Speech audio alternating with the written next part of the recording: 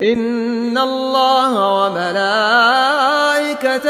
يصلون على النبي يا أيها الذين آمنوا صلوا عليه وسلموا تسليما.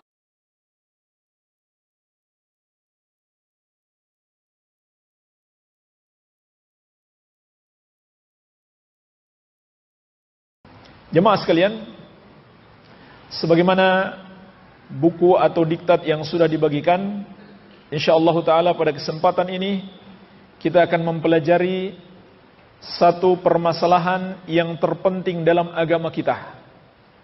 Pembahasan yang paling penting, ilmu yang paling wajib, ilmu yang paling tinggi untuk kita pelajari. Itulah ilmu tauhid dan mengenal kesyirikan. Dari sebuah kitab yang berjudul Al-Qawaidul Arba', 4 kaidah.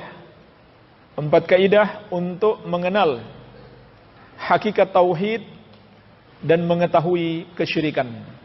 Disusun oleh salah seorang imam besar Ahlus Sunnah wal Jamaah, Al-Syekh Al-Allamah Al-Mujahidul Mujaddid Al-Imam Muhammad At-Tamimi rahimahullahu ta'ala rahmatan wasi'ah.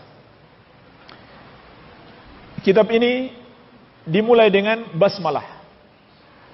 Jadi ini adalah sebuah risalah singkat, buku kecil, tetapi cukup padat. Semoga Allah memberikan taufik kepada kita untuk menyelesaikannya di dalam majelis kita ini. Dan ini termasuk pembahasan yang serius, yang butuh perhatian. Penulis rahimahullahu ta'ala memulai kitabnya dengan Bismillahirrahmanirrahim. Para ulama memulai kitab-kitab dengan basmalah karena beberapa tujuan dan manfaat yang bisa kita petik.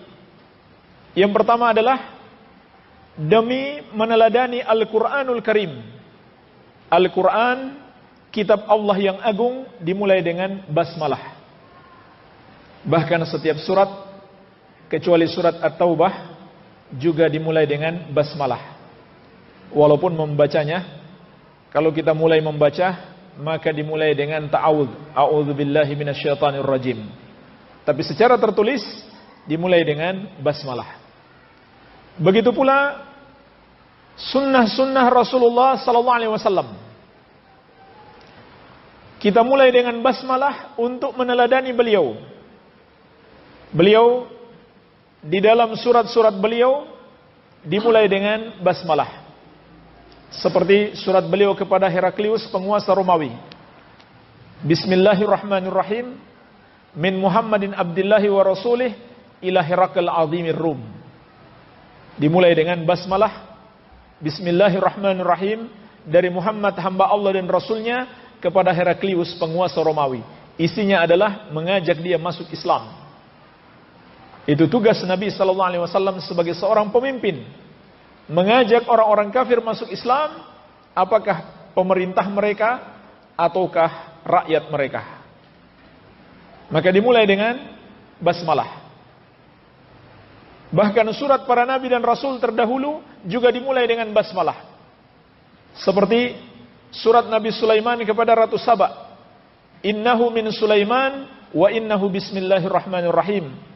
Disebutkan dalam surat An-Naml, Ratu Saba berkata, surat ini datang dari Sulaiman dan dia dimulai dengan Bismillahirrahmanirrahim. Maka ini yang pertama, untuk peneladanan kepada Al-Quranul Karim dan kepada sunnah Nabi sallallahu alaihi wasallam. Yang kedua, jemaah sekalian, untuk mencari berkah. Mencari berkah dengan nama-nama Allah yang maha mulia. Dan di dalam kalimat basmalah, sebuah kalimat singkat, namun terdapat 3 nama Allah yang mulia. Maka kita mulai dengan basmalah untuk mencari keberkahan. Dan tidak diragukan lagi, nama-nama Allah adalah nama-nama yang penuh dengan keberkahan. Kemudian yang ketiga, isti'anatan billahi azza wa jalla. Kita mulai dengan bismillah untuk minta pertolongan kepada Allah Subhanahu wa taala. Makanya ulama menjelaskan huruf ba pada bismillah itu disebut baul isti'anah, ba untuk memohon pertolongan. Sehingga arti bismillah adalah asta'inu billah, aku memohon pertolongan kepada Allah Subhanahu wa taala. Itulah hakikatnya mengapa kita mulai dengan bismillah. Kemudian yang keempat, untuk mengingatkan kita bahwa apa yang kita tulis tidak boleh menyelisihi syariat Allah. Karena kita mulai dengan nama Allah dan kita butuh kepada pertolongannya, maka sudah sepatutnya apa yang kita tulis atau seluruh aktivitas kita yang kita mulai dengan nama Allah, dan memang seharusnya demikian, seluruh aktivitas kita dimulai dengan nama Allah, maka ingatlah di situ ada peringatan bagi kita agar apa yang kita lakukan tidak menyelisihi syariat Allah.